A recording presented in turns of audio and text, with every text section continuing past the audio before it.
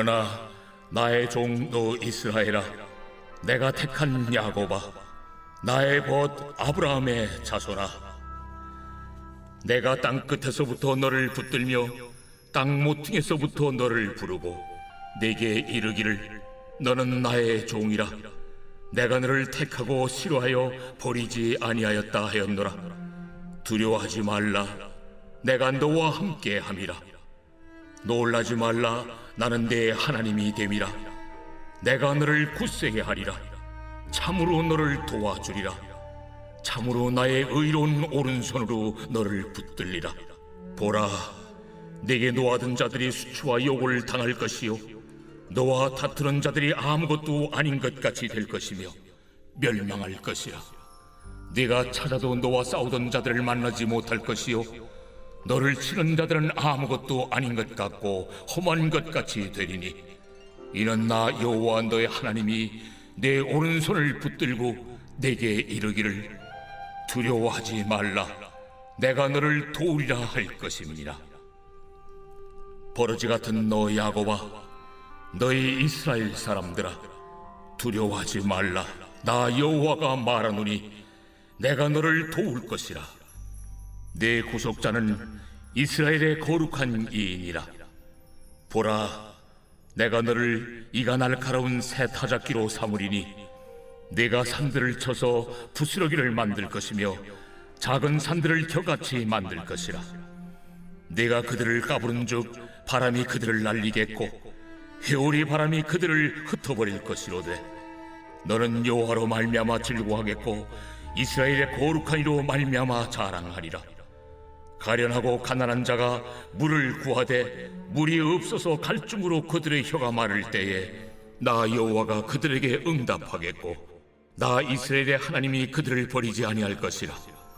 내가 헐벗은 산에 강을 내며 골짜기 가운데 샘이 나게 하며 광야가 못이 되게 하며 마른 땅이 샘 근원이 되게 할 것이며, 내가 광야에는 백향목과 시띠나무와 화석류와 들감남나무를 심고 사막에는 잣나무와 소나무와 황양목을 함께 두리니, 무리가 보고 여호와의 손이 지으신 바요 이스라엘의 거룩한 이가 이것을 창조하신 바인 줄 알며 함께 헤아리며 깨달으리라.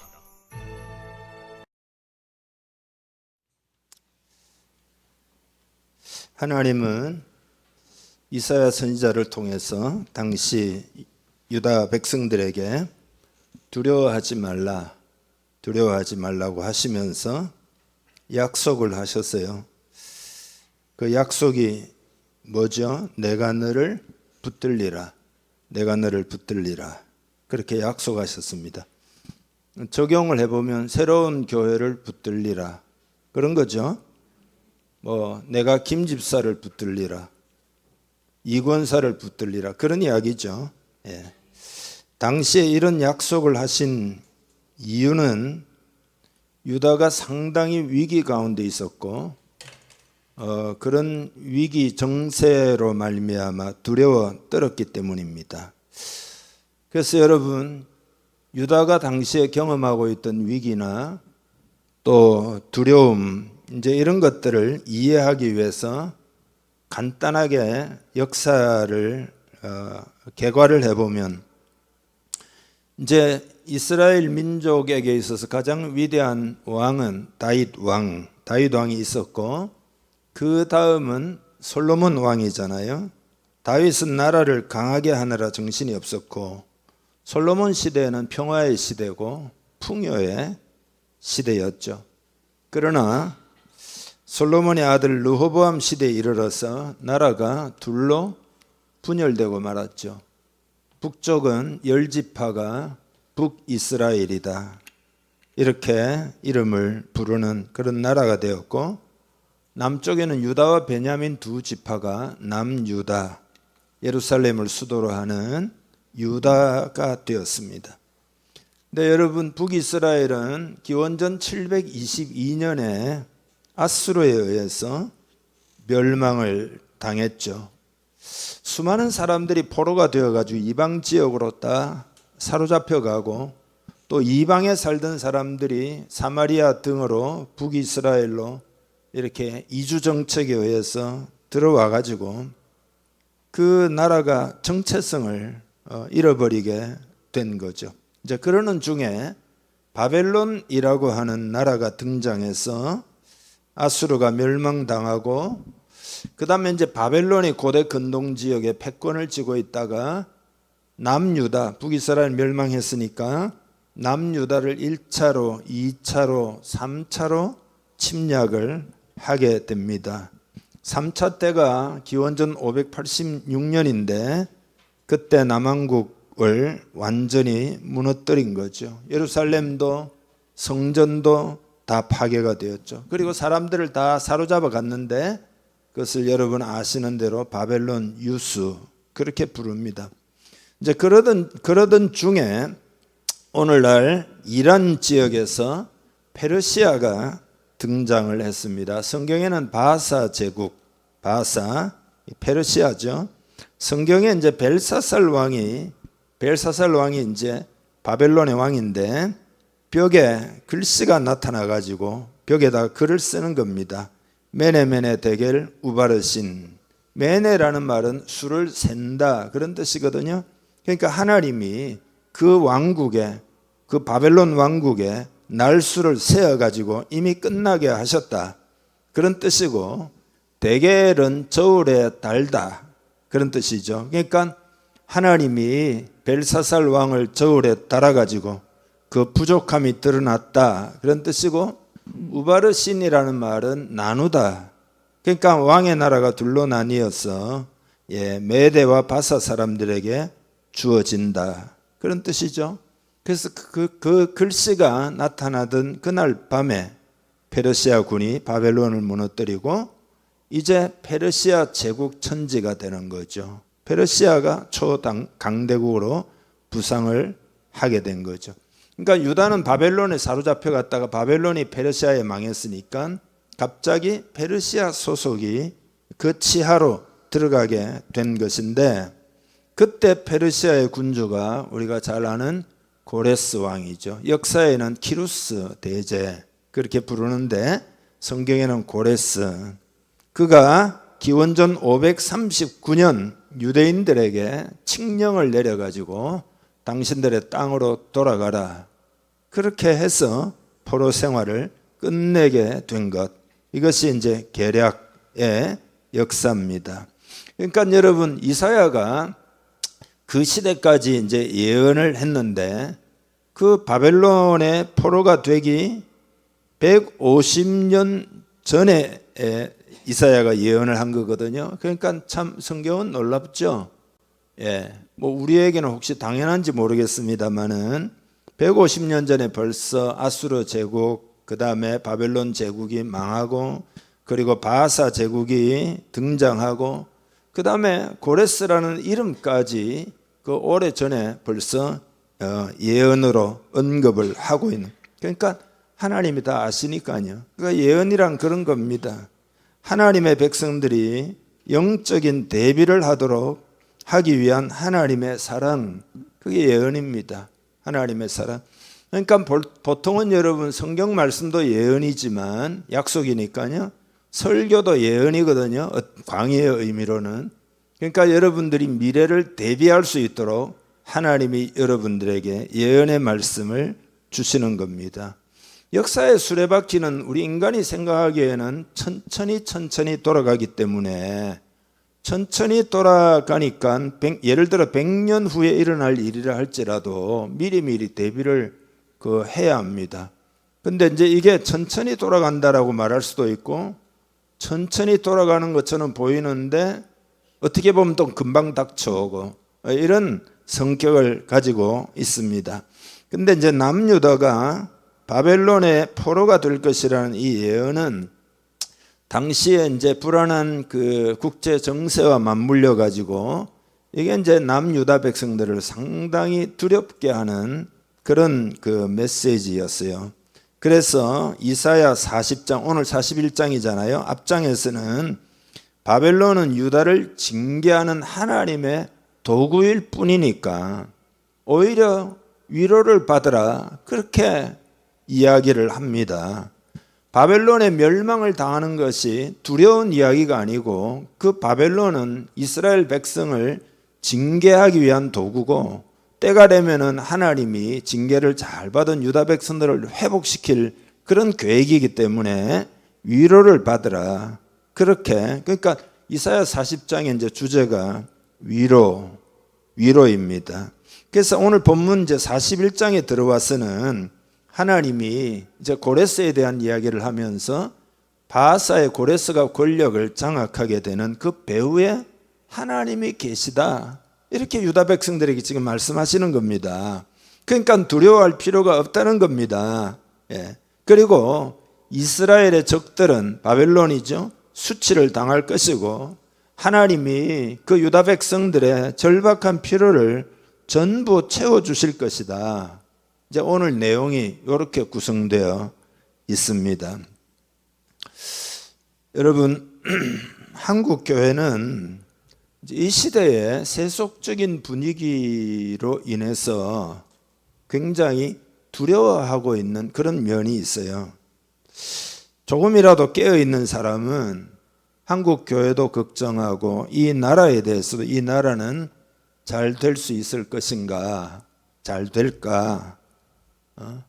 좀 관심 있게 보는 사람들은 너무나 곳곳에 위기들이 많이 있기 때문에 그런 질문을 품고 있습니다. 그런가 하면 우리 공동체도 마찬가지죠. 우리의 연약함 때문에 두려워합니다. 또 그런가 하면 개개인도 인생이라는 것은 항상 위기가 도사리고 있기 때문에 그 두려움이 마음에 있습니다. 그러니까 우리는 이런 가운데서 어떻게 해야 될까요? 이것이 오늘의 메시지입니다. 오늘 본문을 통해서 우리는 그 해답을 얻기를 원하는 거죠. 제일 먼저는 하나님이 하시는 일을 아는 것. 여러분, 하나님이 하시는 일을 알고 있습니까? 그 아는 것, 이게 가장 중요합니다. 그러니까 항상 여러분 삶을 살아갈 때 하나님이 하시는 일에 초점을 맞춰야 됩니다. 그러니까 항상 함께 계시고 일하시는 그런 하나님을 바라보아야지 주변 상황, 두려움을 바라보아서는 안 됩니다. 왜냐하면 인생에는 두려운 요소들이 너무 많기 때문에 그 두려운 요소들만 쳐다보고 있으면 낙심하게 되고 좌절하게 되고 절망을 하게 됩니다. 그러나 우리와 함께 하신 하나님을 바라보고 하나님이 하시는 일을 바라보면 담대해질 수가 있고 그리고 어떤 상황에도 소망을 품을 수가 있는 거죠. 여러분 마음에 소망이 만약에 자꾸 희미해진다고 하면 그것은 여러분이 두려운 상황을 지금 바라보고 있는 겁니다. 하나님을 바라보기를 바랍니다. 하나님이 하시는 일을 바라보기를 바랍니다. 하나님은 위기에 빠졌을 때 함께 하시기도 하고 또 빠졌을 때는 건져내시는 하나님이죠. 시편 91편 3절에 보면 이는 그가 너를 새 사냥꾼의 올무에서와 심한 전염병에서 건지실 것이미로다. 새 사냥꾼의 올무라는 것은 여러분 그 어릴 때 해본 분들은 알죠? 공중에다 그물을 쳐놓고 이렇게 몰아가면 새가 날아가다 그물에 탁 걸리도록 쳐놓은 거죠. 그러니까 우리가 세상 살 때도 이런 올무들이 사탄이 막 세상이 많이 쳐놓았습니다. 그러니까 그걸 피하려고 막 애쓰는 인생이에요. 모든 인생들은. 그러나 하나님이 함께 계시면 그 새 사냥꾼의 올무에서와 심한 전염병에서 건져주신다. 전염병이 어떤 생물학적 바이러스에 의한 것도 있지만 세상에 어떤 암적인 사상과 시대 문화와 그리고 철학의 바이러스도 있는 거죠. 거기서 건져주신다는 약속을 믿으시기를 바랍니다. 1000명이 내 왼쪽에서 10,000명이 내 오른쪽에서 엎드러지나 이 재앙이 내게 가까이 하지 못한다고 말씀하십니다. 그러므로 하나님이 그 돌보시고 또 인도하시고 또 보호해 주시고 그렇게 일을 하고 계시기 때문에 우리는 두려워하지 아니할 수 있다 이 말이죠. 암탉이 병아리를 품듯이 우리를 품는다 이 말이죠. 여러분 옛날에 속담에는 개가 암탉을 쫓는다 그랬는데 요즘 상황을 보면 그게 아니에요. 이 암탉이 얼마나 강력한지 몰라요. 부리로 탁탁 쪼면 막 걔가 막 깽깽거리고 도망가고 막 두려워 벌벌 떨어요. 예. 특별히 날개 아래 새끼를 품고 있을 때 그 암탉은 있잖아요. 예, 굉장히 막강합니다. 그래서 어미의 날개 아래는 새끼들에게는 언제나 피난처가 되는 거죠. 하나님 그렇게 우리를 보호하시는 거죠. 근데 우리가 해야 될 일이 있습니다. 해야 될 일이. 그 뭐냐? 영적으로 성장하는 것입니다. 그 왜 그런가 하면 영적으로 성장해야 하나님이 하시는 일을 알 수가 있습니다. 영적으로 여러분이 성장하지 않으면 하나님이 뭔 일을 하시는지 까막눈이 되는 거예요. 그러나 영적으로 성장하게 되면, 성장한다는 말은 하나님과 친밀해진다는 뜻이죠. 하나님과 친밀해지면은 하나님이 하시는 일을 알 수 있습니다. 그래서 하나님이 하시는 일을 알기 위해서 영적 성장을 멈추지 말아야 합니다. 계속 성장하기를 주님의 이름 축복합니다. 하나님이 하시는 일을 잘 알 때까지 계속 멈추지 말고 성장하기를 바랍니다. 영적으로 성장하면 하나님이 하시는 일을 더 디테일하게, 더 자세하게, 하나님이 이렇게 일하시네, 저렇게 자꾸 감이 와요. 더 잘 알게 됩니다. 그래서 우리는 영적 성장을 멈추지 않아야 됩니다.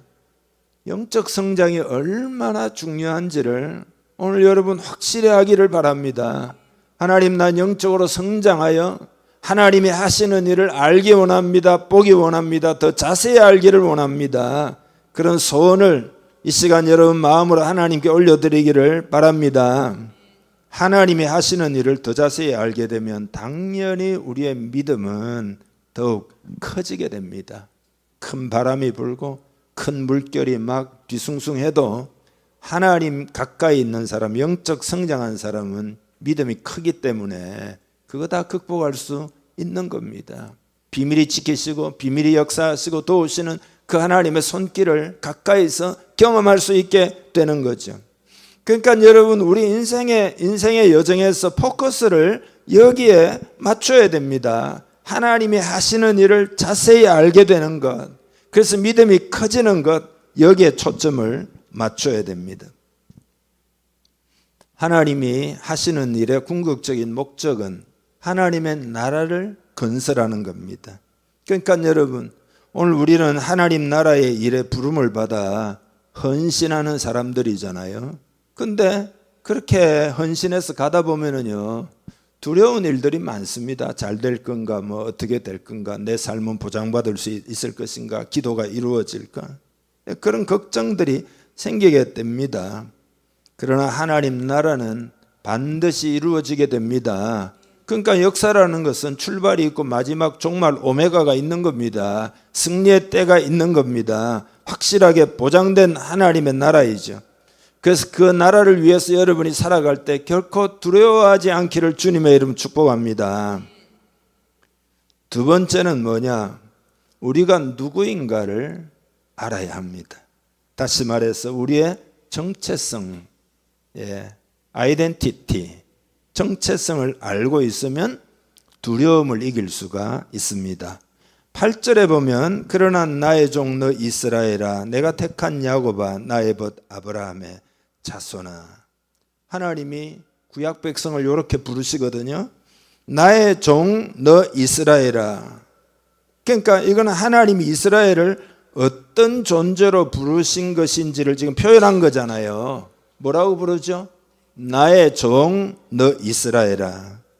그러니까 이 말의 의미는 하나님이 이스라엘 민족을 통해서 하나님이 일하기를 원하신다, 그것을 표현한 거죠. 그죠? 이스라엘은 연약한 존재지만 지금 국제 정세 속에서 아주 두렵고 어렵고 우리가 망할지도 몰라, 또 포로로 잡혀간다 그러니까 망했구나, 끝났구나. 근데 하나님은 나의 종 너 이스라엘아, 너희가 약하냐? 그러나 너희는 나의 종이다. 내가 너희들을 통해서 일을 하기 원한다. 내가 너를 나의 종으로 불렀다. 그런 의미예요. 여러분, 이 큰 의미를 잘 알고 있습니까? 나의 종이라는 말은 큰 의미입니다. 한번 생각해 보세요. 중요한 일은 아무에게나 맡기지 않습니다. 그러니까 하나님이 나의 종이라 말할 때는 굉장히 큰 의미다. 여기서 우리는 우리 마음 가운데 이런 생각 하나를 완전히 제거해 버려야 됩니다. 뭐냐 하면은 하나님을 생각할 때 어느 날 갑자기 아라비안 나이트의 지니처럼 하나님이 짠 하고 나타나셔서 뭔가를 갑자기 해주신다. 이런 마음을 제거해 버려야 됩니다. 그러니까 나의 종 이스라엘 이렇게 표현한 것은 그런 게 아니라 이스라엘을 통해서 하나님의 나라 일을 하신다는 뜻이에요. 여러분 이것을 알아야 됩니다. 여러분 우리는 영적인 정체성을 똑바로 하지 않고 자존감도 떨어져 있고 아이고 어느 날만 하나님이 어떻게 해주시겠지 그게 아니에요. 너를 통해서 일하기를 원한다는 거예요. 너를 통해서 하나님은 우리를 통해서 하나님 나라 일을 하십니다. 우리 새로운 교회를 통해서 하나님 나라 일을 하십니다. 그래서 나의 종이다 이렇게 부르시는 거예요. 혹이라도 여러분 중에 우리 새로운 교회를 통해서 하나님이 일을 하시는 게 과연 맞을까 이런 의심이 혹시 있습니까? 이스라엘도 그랬다 이 말이죠. 너무나 약하기 때문에 북이스라엘은 벌써 멸망을 했잖아요. 남이스라엘도 앞으로 포로 잡혀가고 멸망한다는 거예요. 그러니 그들이 얼마나 소망이 없겠냐. 그렇지만 하나님은 나의 종 자존감을 확 세우도록 내가 너희를 통해서 이 세상을 새롭게 할 것이다. 깜짝 놀랄 이야기잖아요. 큰 의미잖아요. 비유컨대 여러분 한 나라의 대사를 한번 생각해 보세요. 대통령은 대사를 통해서 의견을 전달하기도 하고 듣기도 하고 그 대사는 그 나라의 대통령이나 수상이나 그런 사람들을 대신해 가지고 그 일을 하는 거잖아요. 그게 대사잖아요. 그러니까 하나님이 우리를 대사로 삼으시고 우리를 통해서 일을 하시는 거예요. 여러분 자꾸 하나님이 이렇게 해주세요 저렇게 해주세요 하지 말고 나를 통해서 이 땅을 새롭게 하고 나를 통해서 영혼을 구원하고 나를 통해서 하나님 나라를 세워가고 그런 자존감을 딱 가져야 되는 거란 말이죠. 서로 인사 한번 해봅시다. 우리는 하나님의 종입니다. 당신은 하나님의 종입니다. 네, 이게 큰 이야기입니다. 근데 이거는 있잖아요. 원래 하나님이 그렇게 계획하신 거예요. 이게 그냥 세상 원리예요. 특별히 오늘 이 시대는 이 개념을 더 잘할 필요가 있습니다. 왜냐하면 이 개념이 약해요. 이 시대는 정체성이 분명하지 않아요. 한국 교회가 좀 이렇게 기울어지면서 옛날에는 그 뭐라고 그럴까 정체성이 뚜렷했어요. 완전히 세상을 새롭게 하는 일에 교회로 부름받아 가지고 막 교회가 있잖아요. 막 생명을 내놓고 헌신하고 있잖아요. 완전히 그래가지고 이 민족이 여러분 이렇게 지금 된 겁니다. 그러니까 요즘은 정체성이 분명하지 않으니까 헌신하기도 두려워하고 하나님이 우리를 대사로 부르신 것을 기억합시다. 그리고 하나님이 대사를 보낼 때 그냥 보내겠어요? 감당할 모든 준비를 다 갖추도록 해서 준비해 주셔서 보냅니다. 필요도 다 채워주십니다. 천지를 창조하셨고 만물을 주관하시는 하나님이십니다. 그래서 여러분 이사야 그 앞에 40장 26절부터 31절까지 보면 이게 이제 그런 내용이거든요. 같이 한번 쭉 읽겠습니다. 너희는 눈을 높이 들어 누가 이 모든 것을 창조하였나 보라. 주께서는 수요대로 만상을 이끌어내시고 그들의 모든 이름을 부르시나니 그의 권세가 크고 그의 능력이 강함으로 하나도 빠짐이 없느니라. 야곱아 어찌하여 내가 말하며 이스라엘아 내가 이르기를 내 길은 여호와께 숨겨졌으며 내 송사는 내 하나님에게서 벗어난다 하느냐. 너는 알지 못하였느냐 듣지 못하였느냐. 영원하신 하나님 여호와 땅끝까지 창조하신 이는 피곤하지 않으시며 곤비하지 않으시며 명철이 한이 없으시며 피곤한 자에게는 능력을 주시며 무능한 자에게는 힘을 더하시나니 소년이라도 피곤하며 곤비하며 장정이라도 넘어지며 쓰러지되 오직 여호와를 앙망하는 자는 새 힘을 얻으리니 독수리가 날개치며 올라감 같을 것이요 다른 박질하여도 곤비하지 아니하겠고 걸어가도 피곤하지 아니하리로다. 아멘. 이렇게 다 책임져 주시는 줄 믿으시기 바랍니다. 다만 우리는 하나님의 종이라는 정체성을 회복해야 됩니다. 그러니까 우리 새로운 교회를 통해서 나의 종 너 새로운 교회야 이렇게 부르시는 거죠. 나의 종 너 새로운 교회야 이렇게 부르시는 거죠. 여러분 아멘 한번 합시다. 아멘. 아멘 믿습니다. 두 번째로 이제 내가 택한 야고바. 내가 택한 야고바. 누가 택했다고요? 하나님이 택하셨다. 그러니까 여러분 우연이라는 것은 없어요. 우연이라는 건 없습니다. 하나님이 여러분을 택하신 줄 믿으시기 바랍니다. 그리고 택했다는 말의 의미도 크잖아요. 택했다는 말은 뭔가를 위해서 택한 거잖아요. 그러니까 우리가 해야 될 특별한 일이 있다는 의미예요. 우리를 통해서만 하실 하나님의 일이 있다 그런 의미예요. 그러니까 하나님이 택한 한 사람 한 사람은 다 큰 의미가 있습니다. 그 전에 이제 미국의 백만장자가 아내를 구한다는 광고를 냈는데 전 세계적으로 한 10,000명 되는 사람들이 신청했다고 그럽니다. 이 백만장자라서 그런가 봐요. 예. 그래서 한 호주 여성이 강력한 후보에 올랐다고 합니다. 뭐 좋게 생각하면 그건 참 기쁜 일이죠. 그죠? 예. 누구의 택함을 받는다. 그건 뭐 기쁜 일이죠. 우리는 전능하신 하나님의 자녀로 택함 받은 줄 믿습니다. 종으로 택함 받은 줄 믿습니다. 우리만이 해야 할 일이 있습니다. 여러분 우리가 무엇을 할까 이렇게 생각하지 말아야 합니다. 하나님이 특별히 새로운 교회를 선택하신 것입니다. 이 자존감이 여러분에 있기를 주님의 이름 축복합니다. 세 번째로 나의 벗 아브라함의 자손아. 하나님은 아브라함과 친밀하셨거든요. 많은 것을 의논하셨죠. 그래서 나의 벗이다. 놀라운 표현이에요. 근데 이스라엘은 그 아브라함의 자손이잖아요. 그러니까 하나님이 아브라함을 믿음의 조상으로 삼으시고 그와 친밀하셨듯이 마찬가지로 그 자손들하고도 친밀한 관계를 원하신다 그런 이야기예요. 그 관계 속에서 친밀한 관계 속에서 하나님 차원의 큰 축복을 주시려는 그 계획에 대해서 그 이스라엘 자손들이 모르지 않기를 원하셨던 거죠. 그래서 나의 벗 이스라엘의 아브라함의 자손아 그렇게 부르신 거죠.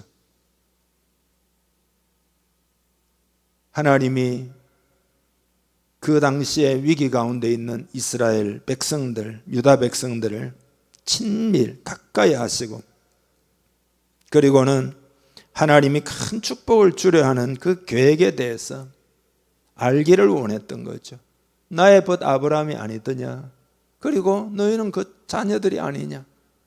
아브라함과 언약했고 내가 너희를 반드시 축복할 것이다. 지금 그 이야기예요. 그리고 이제 이걸 잘 못 알아들을까 싶어가지고 9절도 말씀하셔요. 같이 한번 읽죠. 내가 땅 끝에서부터 너를 붙들며 땅 모퉁이에서부터 너를 부르고 내게 이르기를 너는 나의 종이라 내가 너를 택하고 실업하여 버리지 아니하였다 하였노라. 아멘. 이 땅 끝이나 땅 모퉁이가 뭐냐 하면 이게 아브라함과 언약을 맺을 때를 말합니다. 그때부터 이스라엘을 불렀다. 지금 그런 이야기입니다. 그러니까 아브라함을 부를 때 이스라엘 자손들도 부르셨다 그런 의미예요. 대한민국에 복음이 들어올 때 우리 새로운 교회도 하나님이 이미 부르셨다 지금 그런 이야기입니다. 이해하십니까? 그러니까 그 땅 끝에서부터 땅 모퉁이에서부터 아브라함을 부를 그때부터 그러니까 이 말은 의미상으로 오래 전부터 그러니까 이스라엘을 구원하고 축복하고 쓰시려고 하는 것이 하나님이 급조해서 세운 계획이 아니라 오래 전부터 세운 계획이다. 그 오래 전부터 세운 계획을 실행할 거다. 지금 그런 이야기죠. 여러분 하나님이 무슨 일을 하실 때는 이 개념이 중요합니다. 즉흥적으로 하시지를 않습니다. 하나님은 전지전능하시기 때문에 아이고 이거 가다가 아이고 실수했네 잘못했다 어떻게 좀 해봐야 이렇게 계획하시는 분이 아니다. 다 계획 가운데 움직이는 하나님이시다. 우리에 대한 계획도 있는 줄 믿으시기 바랍니다. 여러분의 대한 계획을 다 하나님이 가지고 계신 줄 믿으시기 바랍니다. 이 말의 중요성을 어떻게 좀 표현을 해야 될까요? 진짜 중요한데요, 이거. 하나님 다 알고 계신 거예요. 옛날부터 땅끝에서부터 우리가 모를 때 하나님이 다 계획을 가지고 그때부터 하나하나 하셔서 그 계획이 지금 진행되어 가고 있다. 이 중요한 개념을 여러분 영으로 꼭 깨닫기를 축복합니다. 믿음으로 깨닫기를 축복합니다. 내가 너를 택하고 싫어하여 버리지 아니하였다 하였노라. 이건 굉장히 강한 표현이에요. 그러니까 하나님이 나를 싫어하여 버리셨다라고 생각하는 사람이 많아요. 내가 맨날 사고만 치니까 더 이상 하나님이 못 견뎌가지고 너 싫다 이렇게 진짜로 생각하는 사람 많이 있다니까요. 그렇지만 그렇지 않다는 이야기예요. 강하게 부정하시는 말씀입니다. 너를 택하고 싫어하여 버리지 아니하였다. 이스라엘 백성들아 유다 백성들아 너희가 방황하고 있지 죄도 많이 짓지 그러니까 싫어하여 버렸을 것이라 생각할지 모르지만 결코 그게 아니란다. 그게 아니다. 그런 이야기예요. 제가 여러분 사람들하고 대화를 해보면 이런 사람이 실제로 많이 있더라고요. 하나님이 부패한 한국교회를 싫어해가지고 이제 버리셨다. 나 망해야 된다. 그렇게 말하는 사람이 실제로 많이 있어요. 여러분 주변은 어떨지 모르지만 그런 자조적인 이야기를 듣습니다. 그렇지만 그런 게 절대 아니에요. 싫어하여 버리시는 것이 절대 아닙니다. 제가 부흥을 강력하게 이 어려운 때에 믿는 이유가 바로 그거예요. 한국교회는 실제로 여러분은 한국교회 이렇게 막 큰 덩어리를 놓고 막 깊이 생각하고 목회자처럼 그렇게 하지는 않을 거잖아요. 그러니까 이게 잘 모르지만은 대단히 심각한 상태예요. 한국교회가. 그거 여러분 제가 정리해가지고 이야기하면 끝도 없이 이야기할 수 있어요. 어느 정도 심각한지. 무너지고 있어요. 그렇지만 여러분 그게 중요한 게 아니에요. 하나님이 우리 한국교회를 싫어하여 버리시는 것이 아니에요. 절대 아닙니다. 그 아멘이 안 되는 모양이네요. 하나님이 싫어하여 버리시는 것이 절대 아니에요. 저는 하나님의 마음을 느끼고 있어요. 여러분도 그러리라고 믿습니다. 하나님의 강력한 사랑을 느껴야 됩니다. 이 시대를 구원하려는 하나님의 강력한 의지를 여러분 느껴야 합니다. 그러니까 여러분 조금 전에 8절 9절 그게 단순히 위로하는 차원에서 덕담으로 하나님이 버리지 않는다 이런 이야기가 아니에요. 이건 그냥 확실한 진리를 선포하는 겁니다. 하나님의 말씀이 무슨 덕담이 있겠어요? 진리지. 진리를 여러분이 잘 받아들이기를 바랍니다. 그 의미를 생각하여 여러분 읽어보기를 바랍니다. 8절에 그러나 나의 종 너 이스라엘아 내가 택한 야곱아 나의 벗 아브라함의 자손아. 예를 들어서 우리 교회로 이렇게 쳐서 읽는다면 나의 종 너 새로운 교회야. 내가 택한 새로운 교회야. 나의 벗 아브라함의 자손 새로운 교회야. 지금 그런 이야기잖아요. 한국 교회로를 넣어서 해볼까요? 나의 종 너 한국 교회야. 내가 택한 한국 교회야. 나의 벗 아브라함의 자손 한국 교회야. 지금 그런 거죠. 그리고 9절 아니에요. 9절 다시 읽어보죠. 내가 땅 끝에서부터 너를 붙들며 땅 모퉁이에서부터 너를 부르고 내게 이르기를 너는 나의 종이라. 내가 너를 택하고 싫어하여 버리지 아니하였다 하였노라. 아멘. 그래서 크게 세 번째로 네 가지 약속을 우리는 붙들어야 됩니다. 네 가지 약속. 그게 10절이거든요. 읽어보겠습니다. 두려워하지 말라. 내가 너와 함께함이라. 놀라지 말라. 나는 내 하나님이 됨이라. 내가 너를 굳세게 하리라. 참으로 너를 도와주리라. 참으로 나의 의로운 오른손으로 너를 붙들리라. 아멘.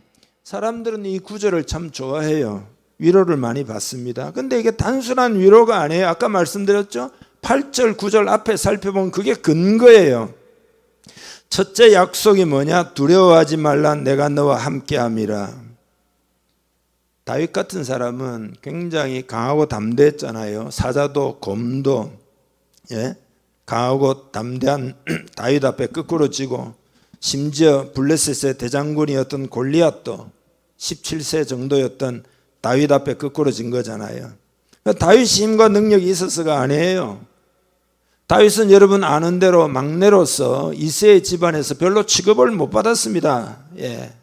근데 하나님은 다윗을 택하시고 사랑하신 거죠. 왜냐하면 남들은 모르지만 하나님은 그의 믿음의 태도를 아신 거죠. 우리도 하나님과의 관계를 확실히 알면 다윗처럼 담대한 마음을 가질 수가 있습니다. 두려워하지 말라, 내가 너와 함께함이라고 말씀하십니다. 여러분 다윗처럼 담대하기를 주님의 이름 축복합니다. 두 번째, 놀라지 말라, 나는 내 하나님이 됨이라. 하나님이 되리라. 그러니까 아브라함의 하나님, 이삭의 하나님, 야곱의 하나님, 모세의 하나님, 여호사의 하나님일 뿐만 아니라 너의 하나님, 나의 하나님이 되신다. 지금 그런 이야기잖아요. 하나님의 이름은 여러 가지가 있어요. 예를 들어 여호와 이레, 너를 위해 준비하시는 하나님이 되신다. 그런 이야기죠. 여호와 라파, 너를 위해 치료하시는 하나님이 되신다. 여호와 니시, 너를 위해 전쟁을 해주시는 하나님이단 말이죠. 여호와 샬롬, 너를 위해 평화를 주시는 하나님이 되신다 이 말이죠. 여호와 로이, 너를 위해 목자 같은 하나님 되신다. 여호와 치드케누, 너를 위해 의의 하나님 되신다. 여호와 삼마, 너를 위해 항상 함께 하시는 하나님이 되신다 약속하고 있습니다. 그 하나님이 우리의 마음에도 있고 지금 이 예배 시간에 이곳에 임재하고 계신 줄 믿습니다. 여러분 하나님을 크게 찬양하기를 바랍니다. 기뻐하기를 바랍니다. 세 번째는 내가 너를 굳세게 하리라. 여러분 우리는 다 약하죠. 사람이라는 것은 영적으로도 약하고, 그죠? 심리적으로도 약하고, 육체적으로도 약하고, 생활면도 약하죠. 환란이 다가와서 괴롭히면 다 무너지고, 그 다 약하기 때문에 강하게 붙들어 주시는 분이 필요한 거죠. 사도 바울은 우리는 질그릇과 같다. 그렇지만 보배를 질그릇에 가졌다 고백하면서 이유는 심히 큰 능력이 하나님께 우리에게 있지 아니함을 알게 하려 함이라. 그러니까 우리가 약해도 우리 질그릇 속에 보배인 하나님이 임재하고 계신 줄 믿습니다. 성부, 성자, 성령 하나님이 우리 안에 계신 줄 믿습니다. 안 믿는 사람하고는 차원이 달라요. 마귀가 그들을 주장하지만 우리 안에는 삼위일체 하나님이 거하고 계시다 이 말이죠. 그래서 굳세게 해주신다. 굳세게 하리라. 위로해 주시고 힘을 주시고 지혜를 주시고 믿음을 주시고 역사하신다 이 말이죠. 네 번째로는 참으로 나의 의로운 오른손으로 너를 붙들리라. 의로운 오른손은 의로운 힘 있는 손, 그런 뜻이에요. 하나님의 권능을 깨닫기를 원합니다. 하나님은 전능하신 하나님이십니다. 그 하나님이 여러분을 도우시는 것을 깨닫기를 바랍니다. 그러면 이제 결과가 어떻게 될까? 제일 먼저는 모든 공격에서 보호해 주신다는 겁니다. 11절 12절 읽겠습니다. 보라, 내게 노하던 자들이 수치와 욕을 당할 것이요 너와 다투던 자들이 아무것도 아닌 것 같이 될 것이며 멸망할 것이라. 내가 찾아도 너와 싸우던 자들을 만나지 못할 것이요 너를 치는 자들은 아무것도 아닌 것 같고 허무한 것 같이 되리니. 아멘. 그러니까 여러분들을 이제 괴롭히는, 불안하게 만드는 세력이 네 가지로 지금 되어 있잖아요. 노하던, 뭐라고 되어 있죠? 노하던 자들, 그 다음에 너와 다투는 자들, 또 너와 싸우던 자들, 또 너를 치는 자들. 다 비슷비슷한 이야기지만은 어쨌든 이들이 수치와 욕을 당한다. 그리고 13절을 읽죠. 이는 나 여호와 너의 하나님이 내 오른손을 붙들고 내게 이르기를 두려워하지 말라, 내가 너를 도우리라 할 것임이니라. 하나님 붙들고 도우신다. 그 다음에 이제 또 어떤 일을 하시냐. 지렁이 같은 야곱을 이가 날카로운 새 다잡기로 삼으신다. 14, 15절 읽어보죠. 버러지 같은 너 야곱아, 너희 이스라엘 사람들아, 두려워하지 말라. 나 여호와가 말하노라. 내가 너를 도울 것이라. 내 구속자는 이스라엘의 거룩한 이인이라. 보라, 내가 너를 이가 날카로운 새 타작기로 삼으리니 내가 산들을 쳐서 부스러기를 만들 것이며 작은 산들을 겨같이 만들 것이라. 이 한마디로 이야기해서 약함을 강함으로 만드신다. 쓸모없는 것 같은 존재가 알곡을 거두어들이는 생산적인 타작기 기계와 같이 그런 존재가 된다. 세상에 미련하고 약한 것들을 취해서 강한 것을 부끄럽게 하는 그런 존재로 하나님이 삼으신다. 이게 하나님의 능력이다. 그래서 어떻게 되느냐? 16절이 읽어보죠. 내가 그들을 까부른 적 바람이 그들을 날리겠고 회오리 바람이 그들을 흩어버릴 것이로되 너는 여호와로 말미암아 즐거워하겠고 이스라엘의 거룩한 이로 말미암아 자랑하리라. 세상의 세력은 다 무섭고 정치 권력도 무섭고 있잖아요. 그러나 하나님의 부흥이 임하면 회오리 바람을 그들을 다 흩어버린다. 부흥의 바람이 불면 세상의 악들 그 개혁이 일어나고 말이지 역사가 변화되고 이렇게 되는 거거든요. 이런 여러분 환상이 여러분의 길을 축복합니다. 오늘 믿음으로 이 환상을 받아들이기를 바랍니다. 믿는 대로 돼요. 불행을 선택하면 자꾸 불행해지고 그러나 의심을 선택하면 회의론자가 되고 믿음을 선택하면 하나님이 역사하십니다. 회오리 바람이 불어가지고 모든 나쁜 것들을 다 흩어버린단 말이죠. 하나님이 이런 역사를 행하시는 줄 믿으시기 바랍니다. 여러분 마음에 딱 받아들여야 기도도 나와요. 안 받아들이면 여러분 기도도 안 나오고 기도도 희미해지고 이렇게 돼요. 이거 받아들이면 강력한 기도가 나오고 믿음의 기도가 나오고 환상이 보이고 하나님이 역사하실 것이 미래가 막 포착이 되고 그래서 여러분 어려운 가운데서도 믿음으로 막 전진하고 이렇게 되는 거죠. 그래서 마지막으로 이제 그러면 결론이 뭐냐? 그게 이제 17절부터 20절이죠. 쭉 읽고 마치려고 하는데요. 쭉 뜻을 생각하면서 한번 읽겠습니다. 가련하고 가난한 자가 물을 구하되 물이 없어서 갈증으로 그들의 혀가 마를 때에 나 여호와가 그들에게 응답하겠고 나 이스라엘의 하나님이 그들을 버리지 아니할 것이라.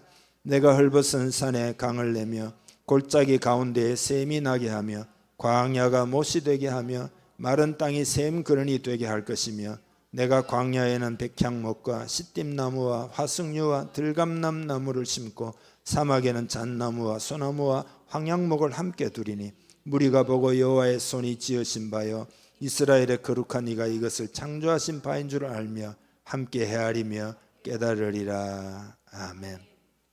우리 한국 사회, 한국 교회, 우리 교회도 이런 일이 일어날 줄 여러분 믿으시기를 바랍니다. 이 믿음의 문제입니다. 이것은. 그러니까 여러분 유다 백성들이 위기 상황이고 망할 것 같고 또 실제로 예언도 바벨론 포로로 잡혀간다 그러고 그렇지만 그건 다 과정이다. 하나님이 역사하신다. 그런 거잖아요. 하나님은 언약을 신실하게 지키는 하나님이죠. 우리의 믿음을 요구하십니다. 여러분이 날마다 믿음이 성장하여 하나님의 비전을 보기를 바랍니다. 그러면 우리의 인생은 승리할 수 있어요. 어떤 상황에서도 승리할 수 있습니다. 승리의 축복이 여러분에 있기를 주님의 이름 축복합니다. 다 같이 기도하겠습니다. 하나님 오늘 말씀을 듣고 그대로 되기를 원합니다. 나의 믿음이 성장하여 하나님의 뜻과 생각을 내 마음의 비전으로 품고 기도하기를 원합니다. 은혜를 부어 주옵소서. 다 같이 기도하겠습니다. 하나님 아멘. 그렇습니다. 하나님 아버지 세상 속에서 구별된 자로 살게 하신 것을 감사합니다. 광야에 백향목과 시띠나무와 화석류와 들감남나무를 심고 사막에는 잣나무와 소나무와 황양목을 함께 둔다 하셨사오니 지금은 광야와 같고 사막과 같지만 백향목이 자라고 시띠나무, 화석류, 들감남나무, 잣나무, 소나무, 황양목이 풍성한 그런 숲을 이루게 될 줄 믿습니다. 결국은 무리가 보고 여호와의 손이 지으신 바요 이스라엘의 거룩한 이가 이것을 창조하신 바인 줄 알며 함께 헤아리며 깨달으리라 하셨사오니 앞으로 우리 미래는 하나님이 하신 일들을 다 알고 헤아리면서 하나님이 이렇게 역사하셨구나 깨닫게 될 날이 올 줄 믿습니다. 그런 믿음으로 오늘 말씀을 붙들고 살아가는 우리 되게 하시옵소서. 마음에 있는 어떤 두려움들도 다 떠나보내는 믿음이 있게 하시옵소서. 두려워하지 말라, 내가 너를 붙들리라 하셨사오니 이 약속의 말씀을 붙들고 더욱 깨어 기도하며 헌신하는 우리 공동체 한 사람 한 사람 되게 하시옵소서. 성령을 충만히 부어 주옵소서. 축복하며 예수님의 이름으로 기도하옵나이다. 아멘.